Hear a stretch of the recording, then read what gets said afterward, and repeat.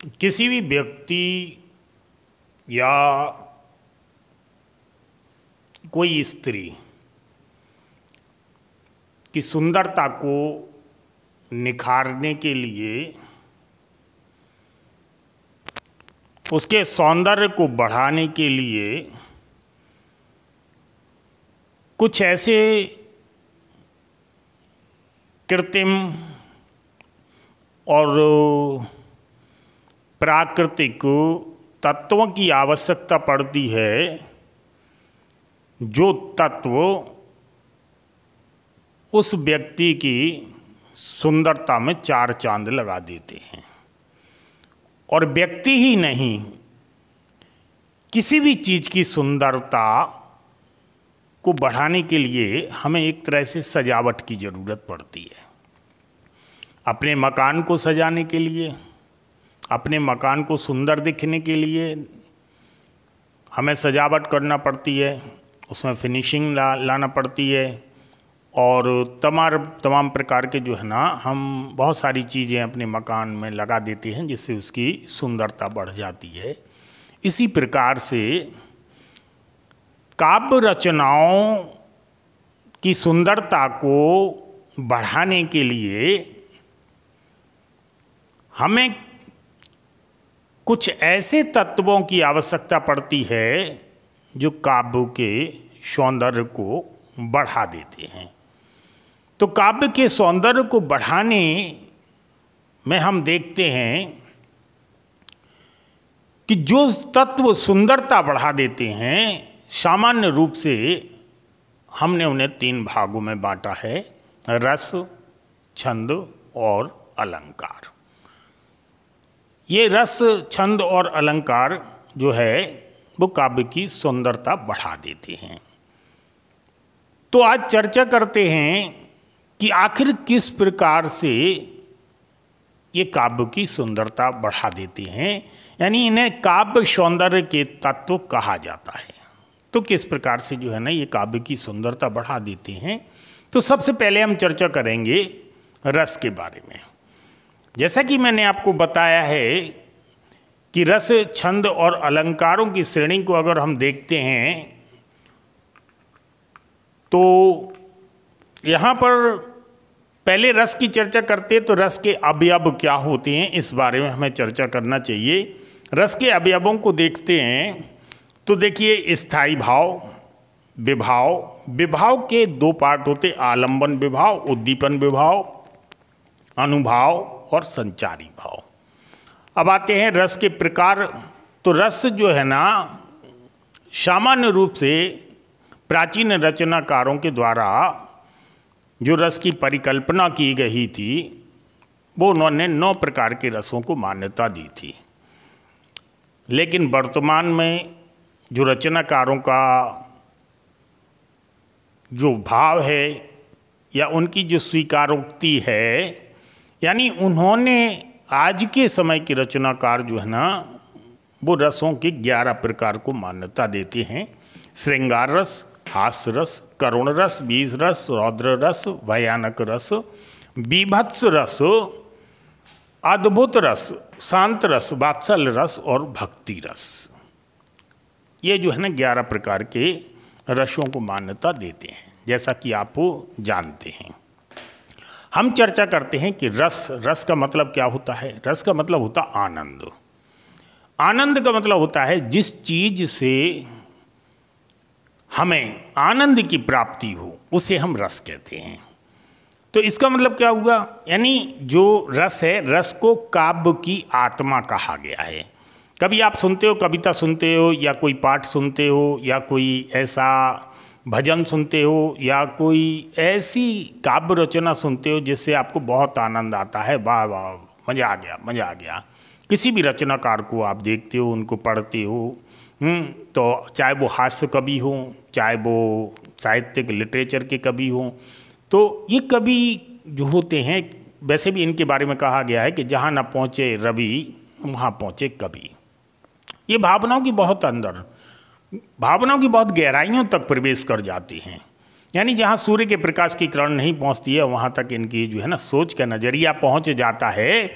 प्रकृति के उस सौंदर्य तक पहुंच जाते हैं ये, जिस सौंदर्य की कल्पना जो है ना हम काल्पनिक रूप से ही कर सकते हैं। इनकी कल्पनाएं वहाँ तक पहुँच जाती, उससे भी गहराई तक पहुँच जाती हैं। कभी हम सोच भी नहीं सकते हैं कि यहाँ ऐसी भी सुंदरता होती होगी। ये काव्य रचना वहाँ तक पहुँच जाती, उतनी गहराई तक पहुँच जाती हैं।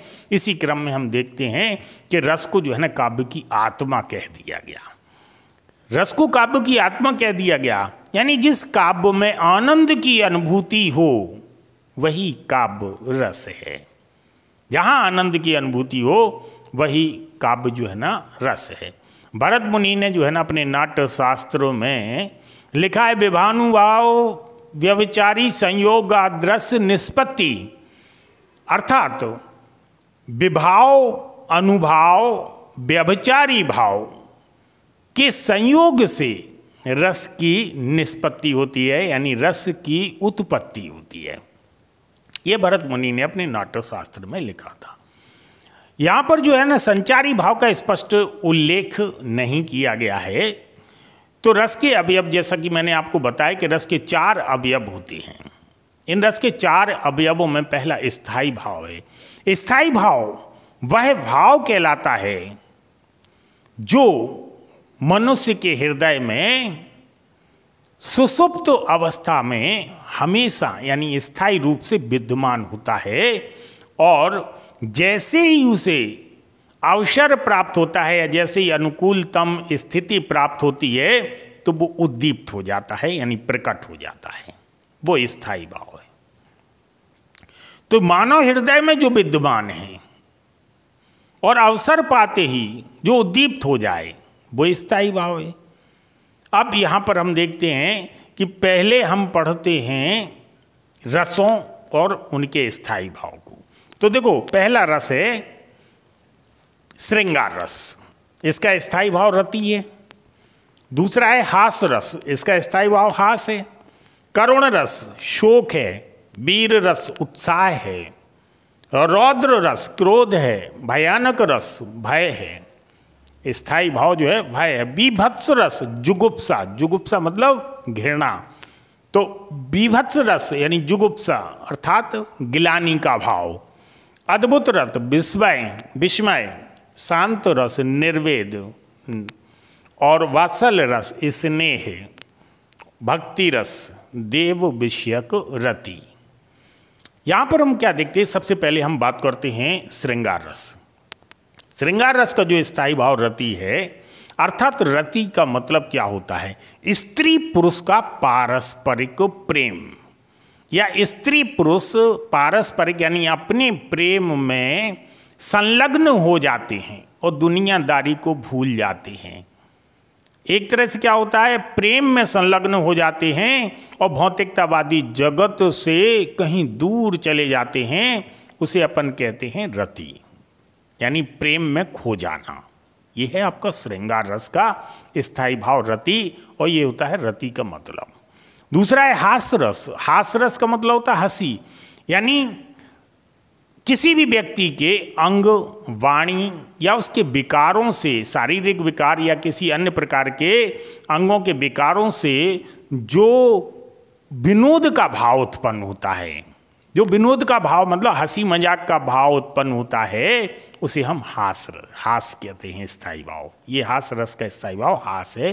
तो हंसी या हास किसको कहते हैं, इस प्रकार का विनोद का भाव उत्पन्न होता है। अगला है करुण रस। करुण रस मतलब शोक। जब किसी अपने प्रिय के बिछुड़ जाने पर, या प्रिय वस्तु के खो जाने पर, या अपने किसी ऐसी चीज के अनिष्ट हो जाने पर जो दुख का भाव प्रकट होता है, उसे हम शोक कहते हैं। आपने देखा होगा, कोई आपसे बिछुड़ जाता है या कोई आपसे चला जाता तो आपको शोक हो जाता, दुख हो जाता है, और आपकी आत्मा करुणामय हो जाती है, दुखी हो जाती है। तो इसे क्या कहते हैं, इसे शोक कहते हैं। वीरस उत्साह है। उत्साह का मतलब होता है कि जब कोई व्यक्ति बहुत बड़े कार्य करता है, जब कोई व्यक्ति दया के कार्य करता है, जब कोई व्यक्ति वीरता के कार्य करता है तो उसके अंदर एक जुनून पैदा होता है, एक उत्साह पैदा होता है। जैसे अभी आपने देखा होगा यूपीएससी का रिजल्ट निकला तो एकदम आपको फीवर चढ़ आया होगा, ओए आईएएस की तैयारी करना, आईएएस की तैयारी करना है। फिर पीसीएस का रिजल्ट निकलता होगा तो आपको लगा कि फलाने शहर से ये हुआ, हमारे ये रिश्तेदार हो गए वो गए, तो एक प्रकार से आपको उत्साह प्राप्त हो जाता है, एक जुनून आ जाता है कि मैं अभी तैयारी करूँगा। इसके बाद आप चल देते हैं तैयारी के लिए। 2-4-10 दिन आपका उत्साह बना रहता है और 10 दिन बाद वो टाइम फिस हो जाता, सब चला जाता, फिर अपनी दुनिया में खो जाते हो, फिर अपने वही रति में चले जाती हो। समझ सकते हो आप? तो वीर रस का मतलब होता है उत्साह। उत्साह मतलब दया, दान, वीरता आदि के संबंध में जो एक अंदर हृदय में प्रवृत्ति उभर कर सामने आती है उसे हम उत्साह कहते हैं। अगला है आपका रौद्र रस। रौद्र रस मतलब क्रोध, इसका स्थायी भाव क्रोध है।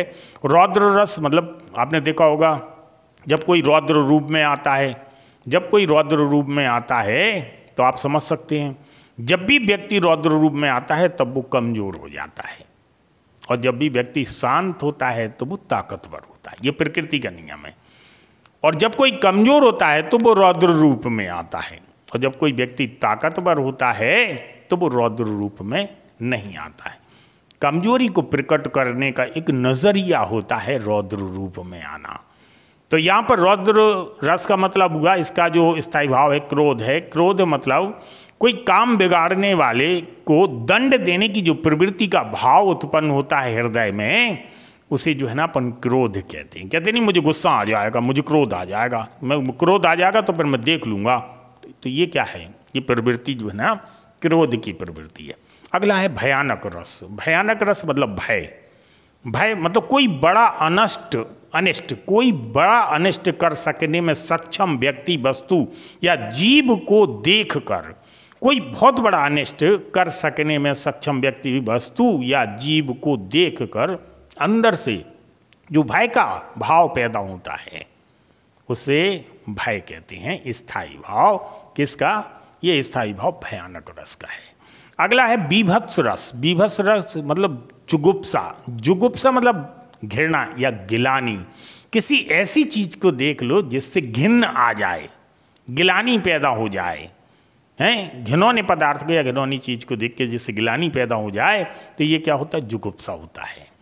इसके बाद जो अगला है अद्भुत रस। अद्भुत रस मतलब कोई ऐसी आश्चर्यजनक चीज देख लो, बाप रे बाप, 20 मंजिल का हाथी, बाप रे बाप, इतना बड़ा स्टैचू, इतना बड़ा फोटो, तो ये क्या होता है? एक तरह से ये विस्मय का भाव, आश्चर्य का भाव पैदा करता है। तो ये विस्मय क्या होता है? अद्भुत रस का स्थायी भाव होता है। फिर आता है शांत रस। शांत रस मतलब निर्वेद।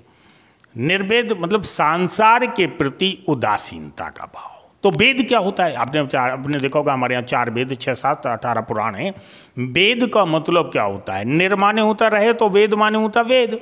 तो वेद का अर्थ क्या होता है? देखो, सांसारिक क्रियाओं में संलग्न होना, भौतिकतावादी जगत में प्रवेश करना या भौतिक सुखों की प्राप्ति के लिए कामनाएं करना, प्रार्थनाएं करना, यज्ञ करना, आहुतियां देना वेद कहलाता है। क्योंकि ये सब वेद में दिए गए हैं। हम लोग समझते हैं कि भौतिकतावादी चीज़ों से दूर रखने की प्रवृत्ति वेद में है, जबकि वेद का खुद का ही अर्थ होता है कि भौतिकतावादी चीज़ों को प्राप्त करना है। मतलब इनमें जो मंत्र दिए गए हैं, इनमें जो विधान दिए गए, उन विधानों से आपको भौतिकतावादी चीज़ें प्राप्त होंगी। क्योंकि वेद जिस समय लिखे गए और जिनके लिए वेद लिखे गए हैं उन लोगों की अपनी एक परंपरा रही है। उन्होंने कभी परलोक की बात नहीं की, उन्होंने इहलोक की बात की, यानी इसी भौतिकता जगत की बात की। उन्होंने कभी ये नहीं कहा कि मुझे अगले जन्म में तुम जो है ना कोई बहुत बड़ा व्यक्ति बना देना, ये बना देना। उन्होंने कहा कि मुझे इस जन्म में ही ये भौतिक सुख चाहिए। वेदों की परंपरा यही है। इस जन्म में वेद माया से परे नहीं है, वेद माया से गिरसित है, या वेदों में माया की प्रवृत्ति को दर्शाया गया है। और निर्वेद का मतलब होता है माया से परे। और ना माया से परे होने का मतलब होता है कि भौतिकतावादी जगत से जब कोई व्यक्ति विरक्ति प्राप्त कर लेता है, यानी भौतिकतावादी जगत से जब कोई व्यक्ति अपने मन को हटा लेता है तो वो शांत हो जाता है। शांत हो जाता है यानी उसे लगने लगता है ये सब नष्ट प्राय, सब माया है, यथार्थ को जानने लगता है। तो शांत रस का मतलब होता है निर्वेद, यानी उसका स्थायी भाव है निर्वेद, और निर्वेद का मतलब होता है सांसारिक चीज़ों से उदासीनता का भाव। अगला जो आता है, बस ये 9 रस थे प्राचीन में। प्राचीन में ये 9 रस थे। जो 10वां और 11वां रस आया है, 10वें और 11वें रस को जो आधुनिक रचनाकारों ने जोड़ा है, आधुनिक रचनाकारों ने इसे जोड़ने के लिए मजबूरी थी उनकी। एक्चुअली में जो वात्सल्य रस है, वात्सल्य रस को किधर रखा जाए, समस्या ये खड़ी हो रही थी। क्यों? और वात्सल्य रस को रखवाने के लिए जो मजबूर किया था वो सूरदास ने किया था। सूरदास ने कृष्ण के वात्सल्य में इतना कुछ लिख दिया था, इतना कुछ लिख दिया था कि आधुनिक रचनाकार मजबूर हो गए कि सूर्य की इतनी बड़ी संरचना को हम कहाँ रख दें। बताओ, श्रृंगार में रख दें तो श्रृंगार तो यंगहुड, मतलब श्रृंगार तो स्त्री पुरुष का पारस्परिक प्रेम है, जबकि उनके बाल्यपन की रचना पारस्परिक प्रेम नहीं है। उनके बाल्यपन का जो कहा गया है कि मैया मोह दाऊ बहुत खिजायो।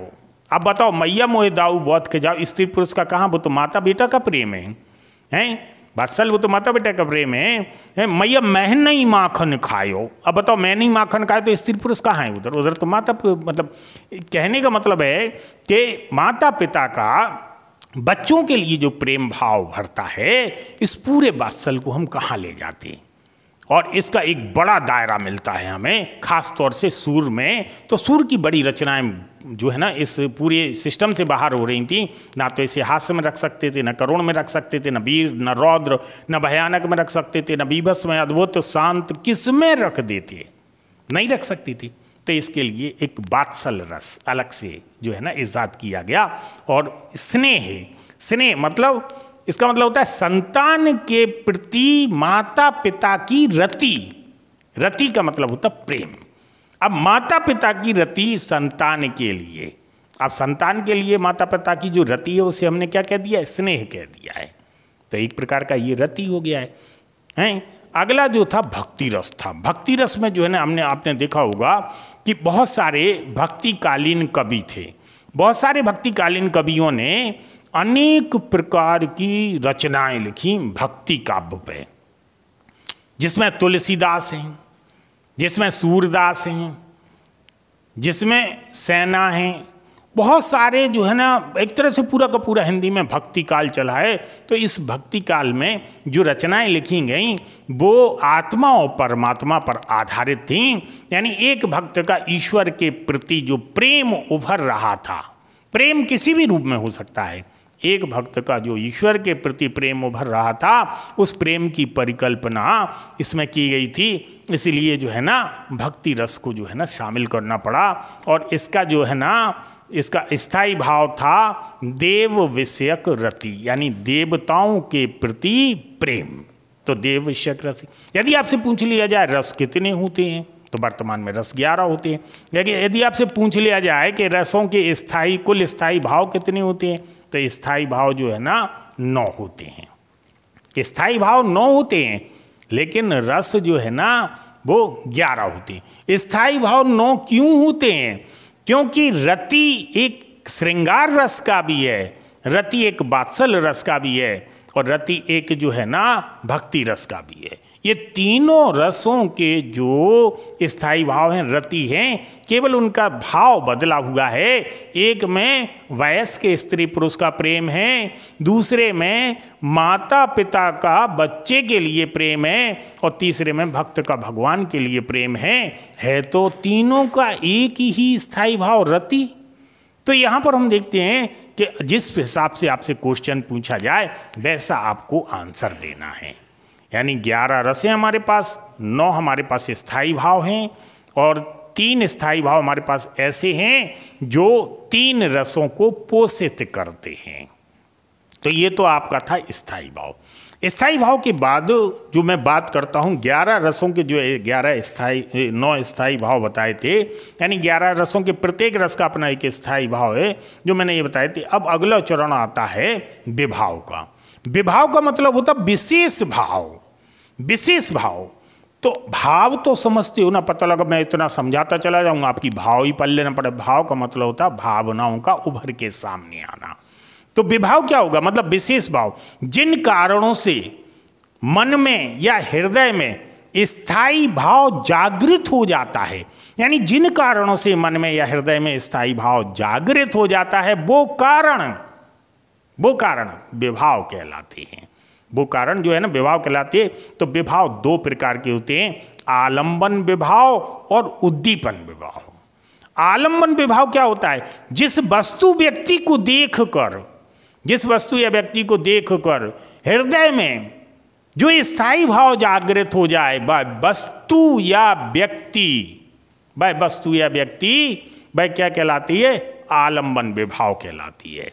और दूसरा है उद्दीपन विभाव, उस वस्तु या व्यक्ति के द्वारा जो क्रियाकलाप किया जाता है, उस वस्तु या व्यक्ति के द्वारा जो क्रियाकलाप किया जाता है, उस क्रियाकलाप से स्थायी भाव उत्पन्न होता है। वो जो स्थायी भाव उत्पन्न होता है उसे अपन उद्दीपन कहते हैं। उद्दीपन का मतलब होता है उद्देश्य, उद्दीपन विभाव कहते हैं। जैसे मैं एक एग्जाम्पल देता हूँ, मान लो शेर आ गया सामने। अब शेर आ गया सामने, आपके हृदय में भय पैदा हो गया, तो शेर क्या हो गया, शेर हो गया आपका आलंबन। और मान लो शेर आ गया आपके सामने, तो आपके हृदय में भय पैदा हो गया और शेर ने दहाड़ मारी, तो आपका हृदय धक धक धक करने लगा, तो उसकी दहाड़ना जो है ना वो उद्दीपन विभाव है। अगर शेर आपके सामने आ जाए और आपके सामने आके बैठ जाए और पूंछ हिलाने लगे और एकदम शांति से, तो आपको भय कम होगा। और आप अगर शेर से परिचित रहेंगे तो आपको बिल्कुल भय नहीं होगा। लेकिन अगर आप शेर से परिचित भी हैं, आप कुत्ते से परिचित भी हैं, और कुत्ते ने अगर भौंक दिया तो आपके हृदय में भय पैदा हो जाता है। तो उसका भौंकना उद्दीपन विभाव है।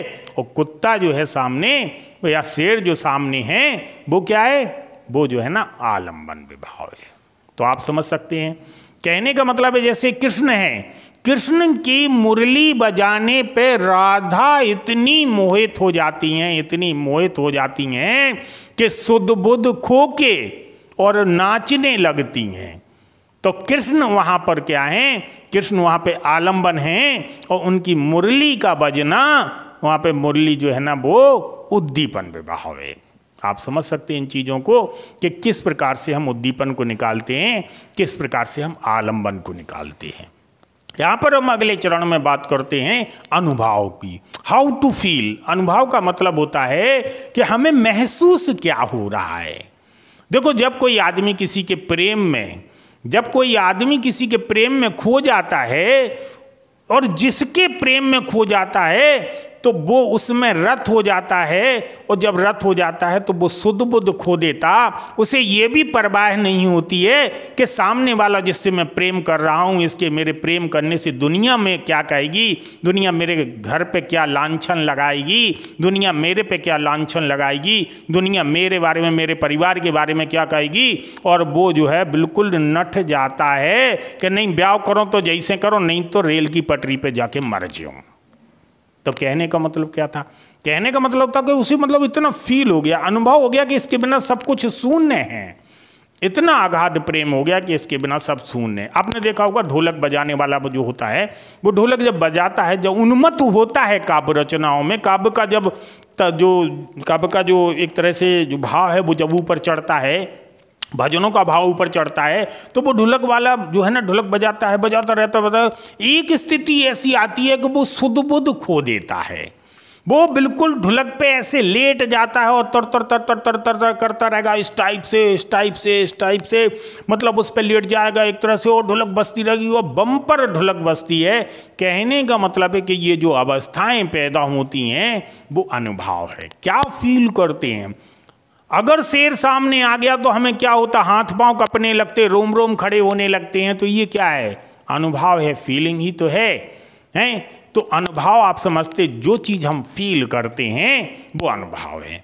अब हृदय में आने वाले जो स्थायी अनुभव को मुझे लगता है अब आप समझ गए होंगे। तो यहाँ पर हम देखते हैं कि अनुभव दो प्रकार के होते हैं, एक काय का अनुभव होता है और दूसरा सात्विक अनुभव होता है। काय का अनुभव काया से, काय का अनुभव काया से जो करते हैं वो काय का अनुभव होता है, और सात्विक अनुभव का मतलब होता है जो हम अपनी मर्जी से ना करें। तो काय का अनुभव का मतलब होता है कि जैसे इशारा करना, हाथ बजाना, जैसे हंसना, मुड़ी हिलाना, यानी ये जो सब क्या होता है हम अपनी इच्छा से जो करते हैं वो सब क्या होता है, काय का अनुभव होता है। और सात्विक अनुभव क्या होता है, जिन पे हमारी इच्छा काबिज नहीं होती है, जिन पे हमारी इच्छा काबिज नहीं होती है, वहाँ पर जो है ना क्या होता है, सात्विक अनुभव होता है। स्विच ऑफ करो उसका इन्वर्टर का, वहाँ पर क्या होता है, सात्विक अनुभव होता है, वहीं से बोर्ड से सात्विक अनुभव होता है।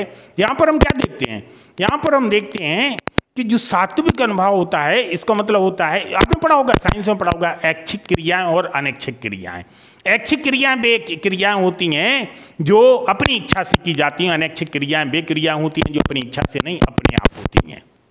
इसी को आप समझो, काय का अनुभव वे अनुभव होते हैं जो हम अपनी इच्छा से करते हैं, जो अपनी इच्छा से फील होते हैं, और जो सात्विक अनुभव वो होते हैं जो हम अपनी इच्छा से नहीं करते हैं, ऑटोमेटिक होते रहते हैं। जैसे रोंगटे खड़े हो जाना, अब रोंगटे खड़े हुए, रोम रोम खड़ा हो गया, तुम खूब बैठाने की कोशिश करो, हार्ट बीट आपकी बढ़ गई, हार्ट बीट को कम करने की कोशिश करो, कुछ नहीं होगा। कभी कभी क्या होता है, कभी पसीना आ जाना, किसी ऐसी चीज़ को भय का वातावरण हो जाता है तो पसीना आ जाता है, पसीना को खूब पहुँचो लेकिन पसीना आता रहेगा, ये सात्विक अनुभव होते हैं। और काय अपन जानते हैं काया से करते हैं। तो जो सात्विक अनुभव होते हैं, इन सात्विक अनुभवों की अपनी जो टाइप्स होती हैं, मतलब कितने प्रकार के सात्विक अनुभव होते हैं, तो यहाँ पर हम देखते हैं कि 8 प्रकार के सात्विक अनुभव होते हैं। स्तंभ मतलब शरीर का जड़ हो जाना, कहते नहीं स्तब्ध हो गया, मतलब बिल्कुल कुछ पता ही नहीं लगा उसे क्या हो गया, स्तब्ध हो गया एकदम, यानी शरीर का जड़ हो जाना होते ना। हम गए तो वो सॉक्ड हो गया मतलब एकदम से सॉक्ड हो गया, कुछ पता ही नहीं लगा, एकदम ऐसे ही रह गया, हाथ पर रह गया। नहीं, तो ये होता है आपका सात्विक अनुभव पहला, स्तंभ हो, यानी अंगों का या शरीर का जड़ हो जाना। दूसरा जो सात्विक अनुभव है वो श्वेद है। स्वेद का मतलब होता है पसीना पसीना हो जाना। पसीना पसीना हो जाना मीन्स क्या हो जाना, मतलब एकदम एक तरह से जो पसीना आ जाता ना, एकदम सन्न रह जाता आदमी, तो पसीना पसीना हो जाना। तीसरा है रोमांच मतलब रोंगटे खड़े हो जाना। चौथा जो है ना वो स्वर भंग, स्वर माने आवाज, भंग माने टूट जाना, आवाज टूट जाना मतलब आवाज ना निकलना, स्वर भंग मतलब आवाज ना निकलना। स्वेद जो है ना पसीने का पर्यायवाची है, आप इनसे पर्यायवाची भी देख सकते हैं। स्वर भंग जो है ना आवाज ना निकलने का पर्यायवाची है, आवाज टूट जाने का पर्यायवाची है स्वर भंग है। और यहाँ पे है कंप का मतलब होता है कांपना, थरथर कांपना, तो ये कंप, ये आप कपने लगते, आप रोके कि हम ना कपने, इस पर जो है ना आपका बस नहीं चलता है, इसलिए सात्विक अनुभव में रखे गए हैं। विवर्णता, वर्ण माने होता क्या, कलर, वर्ण माने होता रंग, विवर्णता मतलब रंग का उड़ जाना, रंग का उड़ जाना यानी रंग का फीका पड़ जाना, अर्थात रंग का फीका पड़ने का मतलब है यहाँ चेहरे का रंग उड़, कहते हैं हम गए उनके चेहरा फक हो गया, मतलब चेहरे का रंग उड़ गया कि ये अचानक कहाँ से आ गए, तो उसे बोलते विवर्णता, मतलब रंग उड़ जाना, चेहरे का रंग उड़ जाना, ठीक है ना। और अगला है अश्रु, मतलब आंसू आ जाना। असूआ जब आते हैं, चाहे खुशी के हों चाहे दुख के हों, आपने बहुत रोकने की कोशिश करो, वो रुकते नहीं हैं। आपको खुशी हो रही, अचानक आपको सुबह उठे और पेपर में पढ़ा और सामने आपकी फ़ोटो लगी है फ्रंट पेज पे कि आपका जो है ना IAS में आ गए, और सुबह सुबह जो है पत्रकार आ गए, तो आपको क्या हो गए, खुशी के माए आपके आंसू नहीं रुकेंगे, दुख के नहीं होंगे कि हाँ कलेक्टर बन गए, आपकी खुशी के आंसू होंगे, आप उन पे जो है ना कमांड नहीं कर सकते हो, ये सात्विक अनुभव है। और अगला है प्रलय, प्रलय का मतलब होता है शुद्ध बुद्ध खो देना, मतलब बेहोश हो जाना, बेहोश हो जाना मतलब एकदम शुद्ध बुद्ध खो देना, तो वो होता है प्रलय। ये 8 प्रकार के जो है ना सात्विक अनुभव हैं। इसके बाद हम बात करते हैं संचारी भाव की। संचारी भाव मतलब ऐसे भाव जो क्षणिक समय के लिए आते हैं और क्षणिक समय के बाद जो है ना हृदय से चले जाते हैं, ऐसे भाव को संचारी भाव कहते हैं। बुलबुले की तरह आते हैं और इसके बाद पानी के बुलबुले की तरह फूट जाते हैं। जैसे आप देखो, एक तो होता है स्थायी भाव शोक, एक तो मतलब होता है कैसा, एक होता है जो लंबे समय तक रहता है, दीर्घ काल तक रहता है, तो एक होता है क्षणिक, क्षणिक खुशी आ जाए, क्षणिक जो है ना दुख आ जाए। आपको थोड़ी सी चोट लग गई, थोड़ा सा दुख हुआ, 2 मिनट बाद वो जो है ना आप फ्री हो गए, चल दिए। आप रास्ते में चले जा रहे, अचानक कोई जो है ना कुत्ता बिल्ली या गिलहरी कोई आ गई गाड़ी के नीचे, है आपने रुका, डर गया, यहीं सामने ही आना था इसलिए लौट गई थी, फिर भाग आई। मतलब थोड़ा सा दुख होता है, वक्त का दुख होता है, फिर उसके बाद गाड़ी स्टार्ट करते हो चले जाते हो। क्या उसके लिए रोते हो? गिलहरी के लिए रोते हो, फिर उसकी पटरी उठाते हो, फिर लकड़ियाँ पकड़ियाँ लाते हो, फिर उसको जो है ना जलाते हो, हैं, फिर उसे जो है ना गंगा जी में बहाने ले जाके फिर तेरही करते हो, ऐसा कुछ करते हो? कुछ चल लेते हो, चल लेते मतलब ये क्षणिक है, जो क्षणिक समय के लिए आते जाते हैं भाव, जो संचारी, वो संचारी भाव कहलाते हैं। तो यहाँ पर आप देखते हो कि संचारी भाव बहुत सारे होते हैं। संचारी भाव को व्यभिचारी भाव भी कहा गया है। संचारी भाव बहुत सारे होते हैं, लेकिन वैधानिक रूप से इनकी संख्या जो है ना 33 मानी गई है। जैसे निर्वेद, दैन यानी दीनता, चिंता, उग्रता, गिलानी, ये जो सब हैं ये सब के सब संचारी भाव हैं। ठीक है ना। अब एक चीज और आती है, आश्रय क्या होता है? आश्रय, जिस व्यक्ति के हृदय में ये भाव पैदा होते हैं, चाहे वो पाठक हो, चाहे वो नायक हो, चाहे वो नायिका हो, जिस व्यक्ति के हृदय में ये भाव पैदा होते यानी उत्पन्न होते हैं, वो व्यक्ति आश्रय कहलाता है, और जिस होते हैं वो आलंबन कहलाता है। तो यहाँ तक आपने समझा होगा। तो यहाँ तक मैंने आपको बताया था कि ये काव्य का जो सौंदर्य के तत्व थे, इन काव्य के सौंदर्य के तत्वों में मैंने रस को लिया था। मैंने आपको रस के अवयव बताए, मैंने आपको रस के प्रकार बताए, उनके स्थायी भाव बताए, अनुभाव बताए, संचारी भाव बताए, आश्रय बताया और आलंबन बताया। अब मैं बात करता हूँ इसके बाद जो है अगले चरण में मैं बात करता हूँ श्रृंगार, श्रृंगार रस। श्रृंगार रस की जब मैं बात करता हूँ तो यहाँ पर श्रृंगार रस की बात करने से पहले जो है ना मुझे क्या करना पड़ेगा, यहाँ पर जो है इसको मिटाना पड़ेगा। मैं रस के ही पार्ट को लूँगा और श्रृंगार रस को। तो श्रृंगार रस में हमें कुछ एग्जाम्पल देना पड़ेंगे, जिन एग्जाम्पलों से मैं आपको कुछ समझा सकूं कि आखिर ये श्रृंगार रस जो है ना क्या हो सकता है और कैसे हम इस रस को रसराज कहते हैं। रसराज इसे क्यों कहा गया है?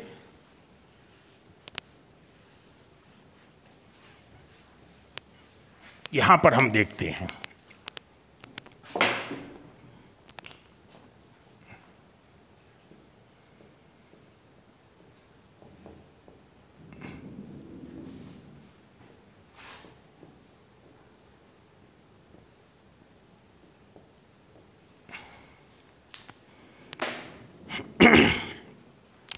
इस श्रृंगार रस में माधुर्य का गुण विद्यमान होता है। काय का गुण विद्यमान होता है? माधुर्य, माधुर्य का गुण विद्यमान होता है।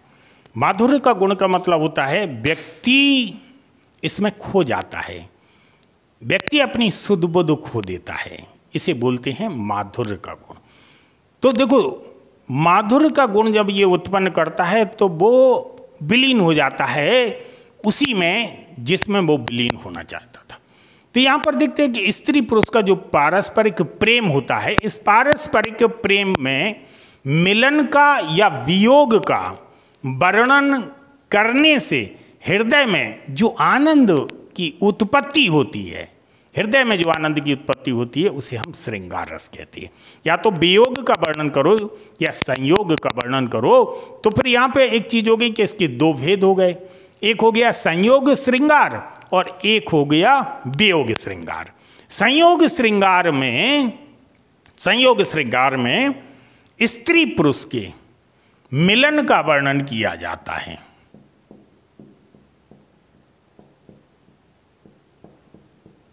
स्त्री पुरुष के मिलन का वर्णन किया जाता है और वियोग श्रृंगार में स्त्री पुरुष के वियोग का वर्णन किया जाता है। तो पहले हम बात करते हैं संयोग श्रृंगार की। संयोग श्रृंगार को हम लेते हैं।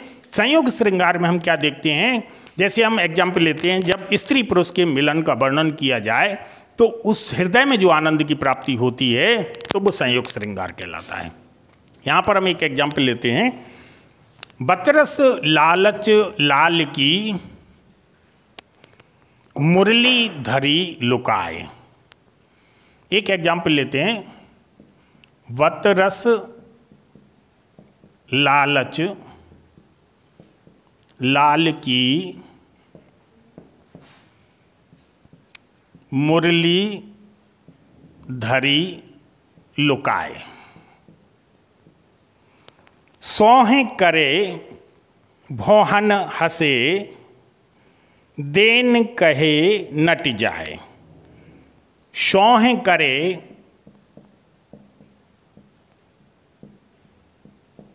भोहन हसे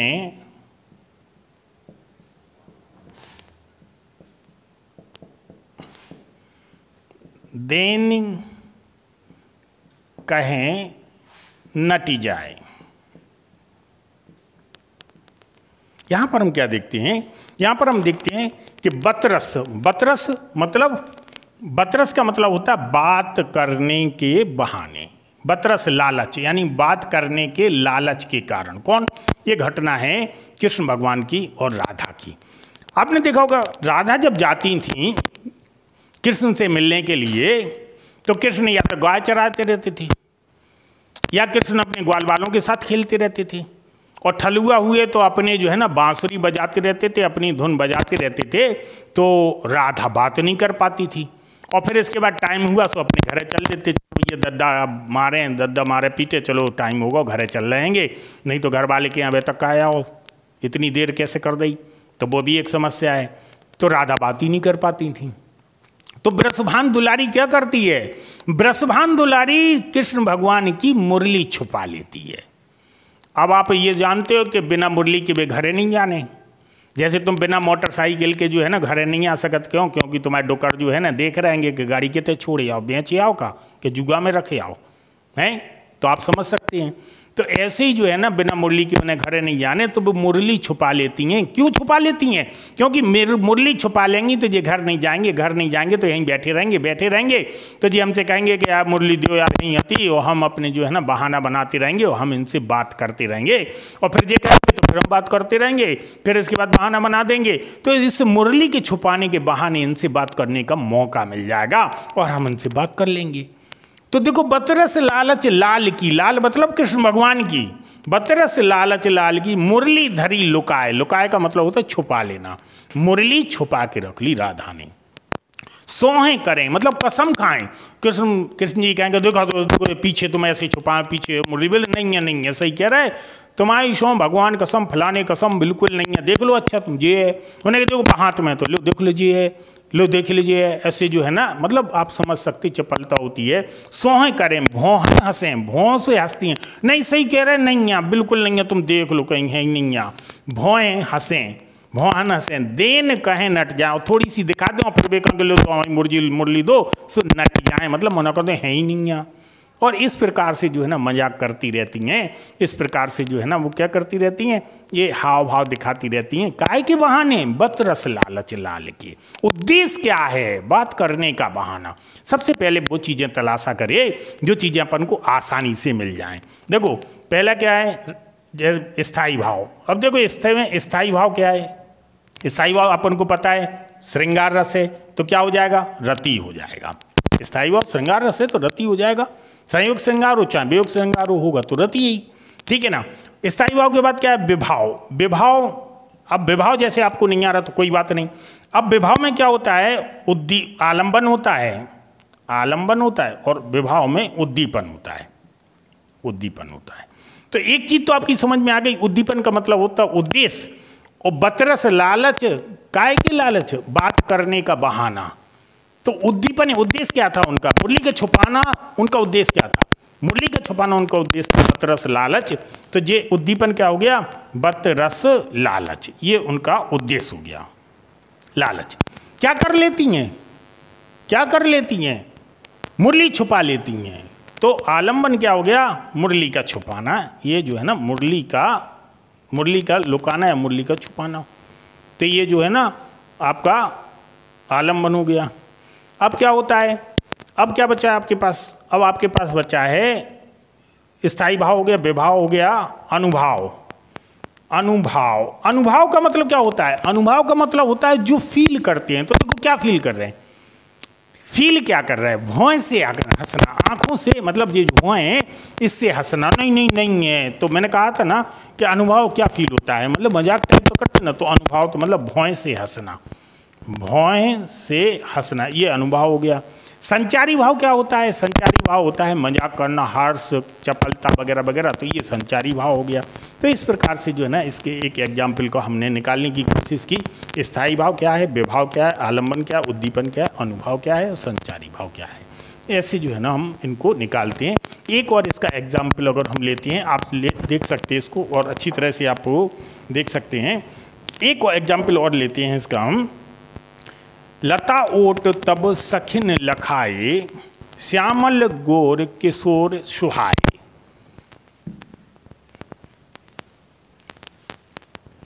देखिए आपको यहाँ पर जो है ना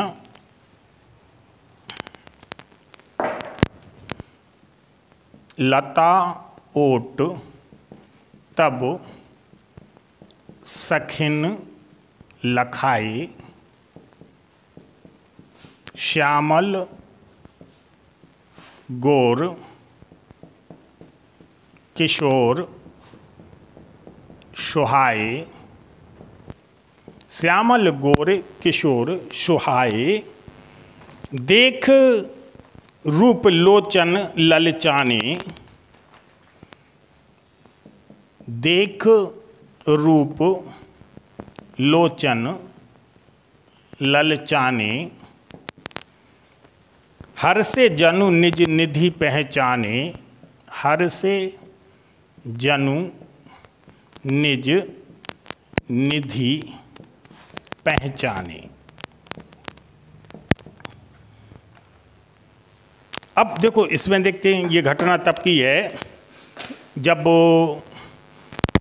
राम और लक्ष्मण ऋषि के साथ, अपने गुरु के साथ जो है ना जनकपुरी में गए, और जनकपुरी में जो है ना सीता का स्वयंवर हो रहा था। तो जब ये दोनों बहुत सुंदर राजकुमारों को देखा जनकपुर वासियों ने, तो इन पर मोहित हो गए कि इतने सुंदर राजकुमार, कितने अच्छे, मतलब एक सांवला रंग है, एक गोरा रंग है, कितने सुंदर बढ़िया उनकी शिखा बंधी हुई है, गोल मटोल सा चेहरा है, बहुत ही आकर्षक जो है वो लगते थे ये राजकुमार। तो जो जनकपुर वासी थे तो उन्होंने पूरे जनकपुर में जो है ना इनकी सुंदरता की चर्चा फैल गई। ये दो राजकुमार आए, इतने सुंदर लगते कि बता नहीं सकते हैं। और ये चर्चा जो है ना सीता के कानों तक पहुँच गई उनकी सखियों के द्वारा।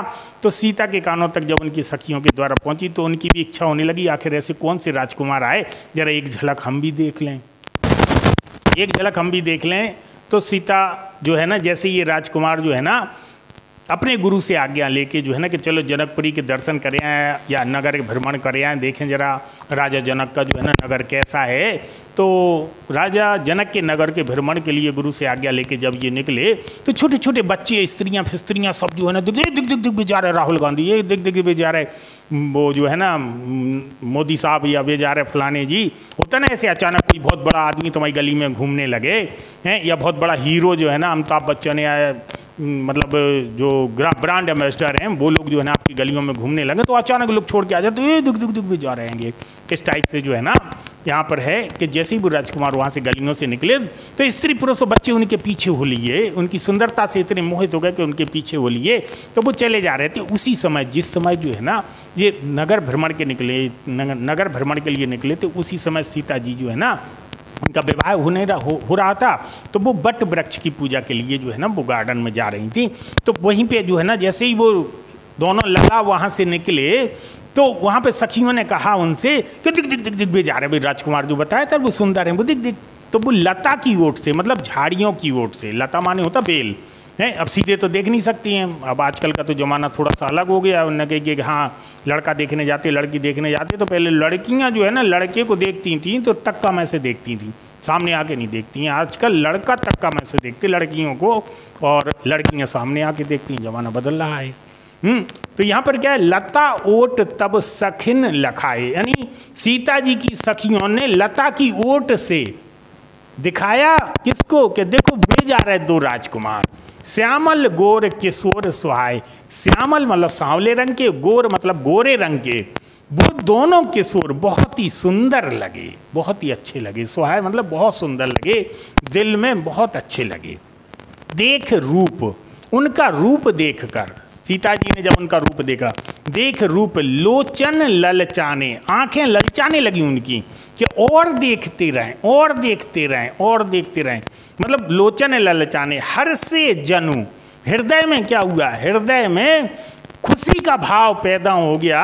हर से जन निज निधि पहचाने, और उनके हृदय ने पहचान लिया कि तुम ही हो जिससे मेरा विवाह होना है, या तुम्हारी रचना मेरे लिए ही हुई है। इस प्रकार का हृदय में भाव पैदा हो गया कि तुम ही को तोड़ना है ये धनुष। और मैं समझ गई और भगवान से बट से या जिससे भी प्रार्थना की कि यही मुझे इस जन्म में मिल जाए, ऐसा कुछ कहा गया। तो ये जो है ना आपका क्या था, ये जो है आपका संयोग श्रृंगार का एक उदाहरण था। एक और इसका देखते हैं, बरजीते सरमैन के ऐसे देखे नैन, हरनी के नैनानुते हरनी के ए नैन। बरजीते सरमैन के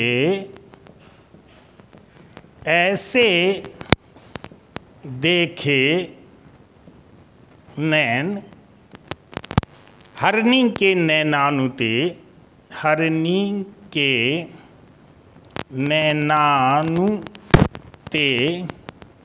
हरिनी के ए नैन, हरिनी के ए नैन। देखो जहाँ पे क्या है वही है, बरजीते सरमैन के ऐसे देखे नैन, मतलब ऐसे नैनों की रचना की है या ऐसे नैनों को देख लिया है। ये भी घटना उसी समय की है कि बरजीते सरमैन के ऐसे देखे नैन, जैसे ही आंखों से आंखें टकराई और आंखों को देखा तो ऐसे लगा कि हरनी के नैनान के, हिरन, हरनी मान होता है यहाँ हिरन, हिरन के नैनों से भी सुंदर ईश्वर के नैन हैं, यानी उनके नैन है। हरि नी के, हरि मतलब होता है ईश्वर और नी के होता अच्छा, हरि का मतलब होता है ईश्वर और नी के होता अच्छा। तो ये क्या है, ये श्रृंगार रस है। जब सामने देख रही हैं और फिर हृदय में बैठता है कि उनके जो आंखें हैं, उनके जो नैन हैं वो ईश्वर के नैन, यानी वो उनके लिए क्या है, ईश्वर है। वो ईश्वर के नैन हिरन से भी अच्छे हैं। तो ये जो है ना एक प्रकार का श्रृंगार रस की परिकल्पना है। अब इसके बाद हम बात करते हैं वियोग श्रृंगार की। आप समझ सकते हैं, यानी ऐसे काव्य की रचना करना जिस काव्य में स्त्री पुरुष के पारस्परिक प्रेम में मिलन का भाव हो। अब देखो यहाँ पे देखो, नायिका दोनों आमने सामने देख रहे हैं, नायक नायिका आमने सामने देख रहे हैं तो मिलन का भाव है। अगर नायक नायिका आमने सामने नहीं देखते हैं, नायिका कहीं दूर है, नायक कहीं दूर है, फिर उसकी यादों में खो के, और जो अनुभव प्राप्त होता है यादों में खो के जो आनंद की प्राप्ति होती है, वो जो है ना वियोग श्रृंगार कहलाता है। वियोग श्रृंगार में हम देखते हैं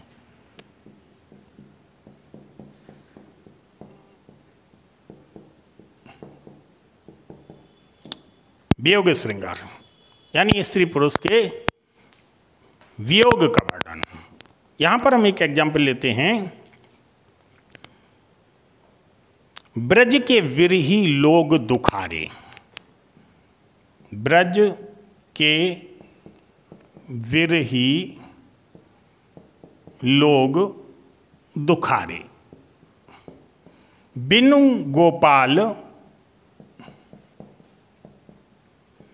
ठगे से ठाड़े, अति दुर्बल तन कारे।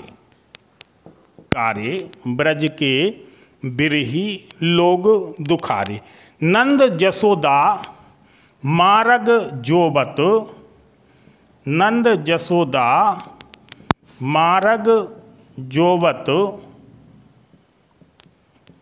निस दिन दिन सांझ सकारे।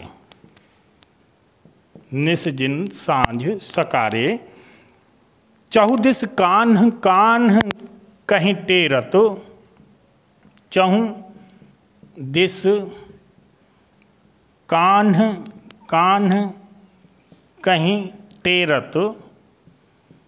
असुअन असुअन बहत पनारे। असुअन बहत पनारे, ब्रज के विरही लोग दुखारे। ये विरह वेदना है। जब कृष्ण भगवान मथुरा चले जाते हैं तो यशोदा मैया जो है ना वो उनके वियोग में विलाप करती हैं। ब्रज के विरही लोग, पूरे ब्रज के विरह की वेदना से ग्रसित हैं। जो उनके सखा और लोग वो सब क्या हैं? दुखी हैं। संपूर्ण, अकेली यशोदा मैया नहीं, पूरे ब्रज के विरही, मतलब विरही का मतलब होता है विरह की वेदना से ग्रसित व्यक्ति, लोग दुखारी, ये लोग दुखी हैं। बिन गोपाल, बिना गोपाल के, मतलब गोपाल चले गए। बिन गोपाल ठगे से ठाड़े, ऐसे हो गए जैसे किसी ने ठग लिया हो, स्तब्ध हो गए। बिना गोपाल ठगे से ठाड़े। अति दुर्बल, दूबरे हो गए। और तन कारे, और दूबरे हो गए विशोक में और उसी चिंता में। और तन कैसे हो गए? उनके कारे हो गए। नंद जसोदा, नंद बाबा और जसोदा मैया रोज मार्ग जोबत, रोज रास्ता निहारते हैं, रोज रास्ते की तरफ देखते हैं, जो रास्ता मथुरा की तरफ जाता है। मार्ग जोबत निस दिन सांझ सवार, निस दिन सांझ सकारे। सकारे मतलब होता है अगले दिन सुबह। शाम को रोज रास्ता निहारते हैं, सुबह रोज रास्ता निहारते, सोचते हैं कि सुबह चला होगा तो शाम को आ जाएगा, और अगर रात में शाम को चला होगा तो सुबह तक आ जाएगा। तो शाम सुबह रोज रास्ता निहारते हैं। पहले आदमी जो है ना प्रातःकाल चल देते थे तो शाम तक जो है ना अपने गंतव्य जहाँ जाना होता तो वहाँ पहुँच जाते थे, या रात में चल देते थे तो सुबह तक वहाँ पहुँच जाते थे। इस प्रकार से जो है ना राजकीय मार्गों का चलन या मूवमेंट तो चलता रहता था। तो ऐसी प्रकार से जो है ना नंद बाबा जसोदा मैया रोज जो है ना वो निहारते रहते हैं। 14 कान कान कहीं टेरत, चारों दिशाओं में काना काना पुकारती रहती हैं। मतलब पूरे गलियों में मोहल्लों में घूमती रहती, कन्हैया कन्हैया पुकारती रहती है। और आंखों से उनके आंसू बहते रहते हैं, जैसे बरसात के दिनों में पनारे बहते हैं। पहले के जो कच्चे घर हुआ करते थे खपरेल, उनमें पनारे हुआ करते थे, तो जैसे पनारे बहते हैं ऐसे उनकी आंखों से आंसू बहते हैं। तो ये जो है ना वियोग श्रृंगार है। एक और है इसमें, हे खग मृग हे मधुकर श्रेणी तुम देख सीता मृग नैनी। आपने देखा होगा, ये भी वियोग श्रृंगार है। भगवान राम की जब सीता जी जो है ना चली जाती है, रावण उठा के ले जाता है, तो खग मृग, मतलब खग माने होता है पक्षी, मृग माने क्या होता है? हिरण। हे खग मृग हे मधुकर श्रेणी, यानी भांवरों से पूछते हैं। मधुकर श्रेणी मतलब भांवरों से पूछते हैं, तुम देखी सीता मृग नैनी, तुमने देखी है मृग जैसे नैनों वाली सीता को। ये तो वियोग श्रृंगार का है। एक और आता, पिए प्यारे तिहारे बिना अखियां दुखियां नहीं मानती हैं। हे प्रियतम प्यारे तुम्हें देखे बिना मेरी आंखें दुखती हैं और तुम्हें देखने के लिए अकुलाती हैं। पिए प्यारे तिहारे, पिए प्यारे तिहारे निहारे बिना, तुम्हें देखे बिना निहारे बिना अखियां दुखियां नहीं मानती हैं। एक और इसमें एग्जाम्पल आता है, कान भये बस बांसुरी के, कान भये बस बांसुरी के अब कौन सखी हमको चाहिए। मतलब काना तो अब केवल बांसुरी के हो गए सखी, अब हमें कौन देखेगा, अब हमें कौन प्यार करेगा, वो तो केवल बांसुरी के हो गए। ये भी एक श्रृंगार है। सजन सकारे जाएंगे और नैन मरेंगे रोए और विधना ऐसो कीजियो कि भोर कभू ना होए। मतलब एक व्यापारी की अब ये हाल ही में शादी हुई है, और हाल ही में जब उसकी शादी हुई और इसके बाद जो है ना जिस स्त्री जो स्त्री विवाह हो के उसके यहाँ गई थी, कुछ ही दिनों में पता लगा कि उसका कल जो है ना जो पति है वो व्यापार के लिए चला जाएगा। और जब व्यापार के लिए लोग जाते थे तो कई वर्षों में लौट के आते थे, तो वो रात को सोच रही कि सजन सकारे जाएंगे, कल जो है ना सजन चले जाएंगे, कहाँ? व्यापारी सजन सकारे जाएंगे और नैन मरेंगे रोए। अब तो नैना क्या है, अब तो रोना ही रोना है, क्यों? वियोग ही वियोग है। नैन मरेंगे रोए और विधना ऐसो कीजियो, विधाता, विधना बोलते विधाता को, हे विधाता ऐसो कर दो कछु रात में, विधना ऐसो कीजियो कि भोर कबहू ना होए, ना सुबह होगी न सजन जाएंगे। तो ये क्या है? ये वियोग श्रृंगार है। एक और आपने देखा होगा, कोमल सो तन खाइयो चुन चुन खइयो मांस, और दो नैना मत खाइयो इनमें पिया मिलन की आस। मतलब एक प्रियतम जिसका मतलब प्रेमी जो है ना वो बाहर चला गया है, छोड़ गया है, लौट के नहीं आया बहुत लंबे समय के तक, तो वो जो है ना उसकी प्रियतमा जो है ना विरह वियोग में, वेदना में जो है ना वो इतनी दूबरी हो गई, इतनी दूबरी हो गई कि उसमें ताकत नहीं बची, तो वो अपने गार्डन में पड़ी है, उठ नहीं पा रही है। एक गिद्ध आ जाता है, बैठ जाता है उसे खाने के लिए कि कब इसके प्राण निकले और कब मैं इसे खाऊं। गिद्ध बहुत इज्जतदार इंसान होता है, कभी भी जीवित प्राणी पे वो टोकर नहीं मारता है, वो मरे हुए जीव को खाता है। जब तक किसी जीव में आत्मा रहती है यानी सांस चलती रहती है वो कभी टोकर नहीं मारता, चाहे वो इंतजार कर करके चला जाए, लेकिन उसको खा नहीं सकता है। तो वही जो है ना गिद्ध बैठ जाता है, तो वो गिद्ध से कहती है, क्यों उसके प्राण निकलने वाले होते हैं, तो वो गिद्ध से कहती है कि कोमल सो तन खाइयो, ये मेरा कोमल सा तन है, ये खा लेना। चुन चुन खाइयो मांस, पूरा मांस चुन चुन के खा लेना। दो नैना मत खाइयो, लेकिन मेरी दो आंखें मत खाना, इनमें पिया मिलन की आस, इनमें पिया से मिलने की आशा है। जब मेरे प्रियतम आएंगे तो ये आंखें उनको देख लेंगी, इसके बाद मैं मर जाऊं तो कोई बात नहीं, इन दो नैनों को मत खाना। ये अगाध प्रेम की परिकल्पना है। एक और है, ऊधो मोह ब्रज बिसरत नाही। हे ऊधो, कृष्ण भगवान कहते हैं जब द्वारका पहुंच जाते हैं अपने सखा ऊधों से कि मोह ब्रज नहीं भूलता है। हे ऊधो मोह ब्रज नहीं भूलता, ऊधो मोह ब्रज बिसरत नाही। हंस सुता की सुंदर कगरी और कुंजन की छाई, ऊधो मोह ब्रज बिसरत नाही। हंस सुता की सुंदर कंगरी, जो भारक जो लगी रहती थी मोर की, और कुंजन की छाए में जो मैं मुरली बजाता था, सखा सखियों के साथ रास रचाता था, वो यादें मुझे भूलती नहीं हैं, वो ब्रज मुझे भूलता नहीं है। ये वियोग श्रृंगार है। अति मलिन ब्रस भान दुलारी, अति मलिन, कृष्ण भगवान जब चले जाते हैं द्वारकाधीश हो जाते हैं तो ब्रसभान दुलारी बोलते राधा को, तो राधा जो है ना बहुत मलिन हो गई, बहुत गंदी सी हो गई हैं, महीनों से नहीं नहाया, पेड़ के किनारे टिकी रहती हैं, तो टिकी ही रहती हैं बेहोशी की हालत में, पता नहीं क्या क्या सोचती रहती हैं कि जब कृष्ण थे तो कैसे हम उनके साथ जो है ना नचते थे वगैरह वगैरह, वो सब अपनी यादों को संजो के बैठी हुई हैं, और कृष्ण चले गए हैं द्वारका, और वो इनकी याद में जो है ना कैसी हो गई, मलिन हो गई। अति मलिन ब्रसभान दुलारी, अधुमुख रहत तनिक नहीं चितबत, ज्यों गत हारे थकित ज्वारी। अति मलिन ब्रसभान दुलारी, ब्रसभान दुलारी बहुत मलिन हो गई है। अधोमुख रहत, नीचे मुख किए रहती, तनिक नहीं चितवत, बिल्कुल नहीं चिताती हैं इधर उधर, बिल्कुल नहीं देखती इधर उधर। ज्यों गत हारे थकित ज्वारी, जिस प्रकार से जुआ में हारे व्यक्ति की गति हो जाती है उसी प्रकार से इनकी गति हो गई है। यानी अति मलिन ब्रसभान दुलारी, छूटे चेहुर बदन कुमलाने, उनकी चंचलता छूट गई है, बदन उनका कुमला गया है। जो नलिनी हिमकर की मारी, जैसे किसी बेल को बर्फीली हवा किसी बेल को जो है ना लग जाती है और वो बेल अपने उस पेड़ से उतर के नीचे गिर जाती है। जो नलिनी हिमकर की मारी, ठंड से मरी हुई जो नलिनी यानी बेल लता नीचे गिर जाती है, उसी प्रकार से इनकी हालत हो गई है।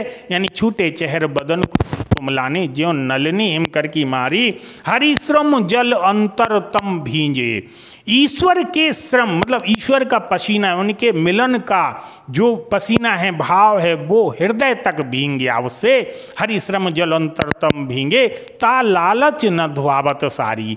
इस लालच से वो अपनी साड़ी नहीं धोती हैं कि उस साड़ी में कृष्ण भगवान के पसीने की खुशबू बसी हुई है। अगर वो नहा लेंगी तो उनके शरीर से उनकी खुशबू चली जाएगी, उनका सानिध्य चला जाएगा, और अगर अपने वस्त्र धो लेंगी तो उससे उनका सानिध्य चला जाएगा, वस्त्र में जो उनका पसीना लगा हुआ वो चला जाएगा। उससे भी इतना प्यार करती हैं कि वो चला ना जाए, इसलिए वो जो है ना नहाती नहीं हैं और कपड़े भी नहीं धोती हैं, इसीलिए वो मलिन हो गई, अति मलिन ब्रसभान दुलारी। ये जो है ना वियोग श्रृंगार था।